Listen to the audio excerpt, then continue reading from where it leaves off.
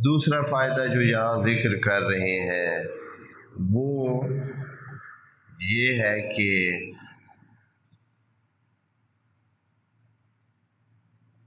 آج کل بھی ہوتا ہے، پہلے زمانے میں بھی یہ ہوتا تھا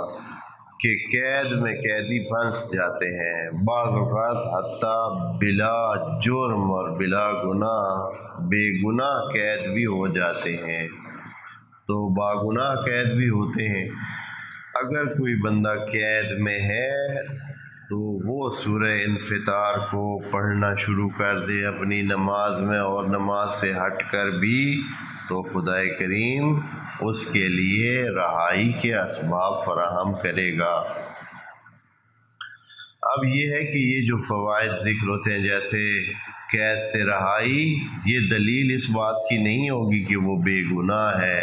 قید سے رہائی مل جائے گی، کیونکہ یہ اس کے الفاظ کے فوائد میں سے ہے کہ بندہ قید میں نہیں رہتا ہے، پھنسا نہیں رہتا ہے، اس چیز سے نکل آتا ہے۔ اب یہ ہے کہ اس نے اپنے گناہ کا خمیازہ اگر پورا دے دیا ہے تو فابہا، اگر نہیں دیا ہے تو وہ کسی اور صورت میں دے گا، قید سے نکل آئے گا۔ پس قید سے رہائی پانی ہے تو سورہ انفطار کو جو قیدی ہے وہ کیا کرے، اپنی نمازوں میں شامل کرے، تو اس کو اللہ کے اذن سے انشاءاللہ قید سے رہائی ملے گی۔ اور اسی طرح اگر قیدی اس صورت کو لکھ کر اپنے پاس رکھے، سورہ انفطار کو لکھ کر اپنے پاس رکھے، تو بھی اس کو قید سے نجات ملنے کی کافی امید ہے، اور وہ خطرات سے بھی محفوظ رہے گا۔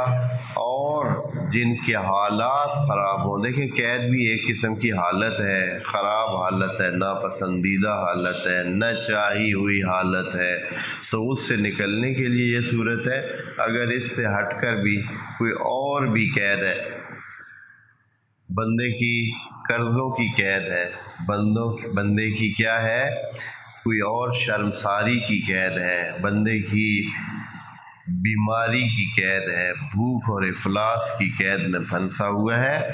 یعنی حالات خراب ہیں، کسی بھی زاویے سے حالات خراب ہیں، ان حالات کو ٹھیک کرنے کے لیے کوئی انسان سورہ الانفطار کو مسلسل پڑھے تو خدا کریم اس کے حالات کو بہتری کی طرف لے جائے گا بإذن اللہ۔ خدا کریم